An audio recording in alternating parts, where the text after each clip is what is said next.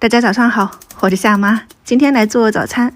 我打了2个鸡蛋，准备来做一个蛋皮，喷了一点食用油，可能是太早还没有醒神哈，不应该喷油的，不然它就挂不上了。所以转的时候转了好几圈，锅要提前给它预热，它才能够摊得平整。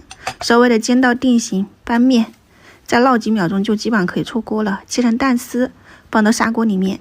因为我昨天晚上睡觉之前把之前拆下来的鸡骨头放到电饭锅里面去给它熬了一点鸡汤，放一点枸杞，然后上面的肉还有一点点给它扒拉下来。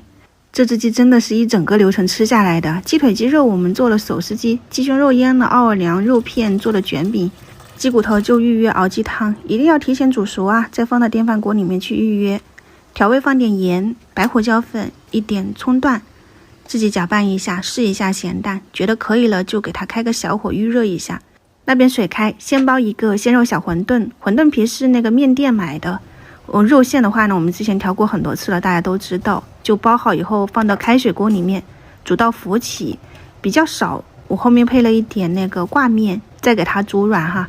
挂面不要煮太久，还有一点硬心就给它捞出来，这样它泡的鸡汤里面口感就刚刚好，不至于太软。撒上葱花。今天我们的早餐是鸡汤馄饨面，很鲜香哦，大家可以去试一下。现在是6点55分，我们的就开餐了哈，挺快速的。上午我要去看牙医，看一下情况，如果下午还能蹦出字来，我就更新一下晚餐，如果不行就明天再见哈，谢谢大家，拜拜。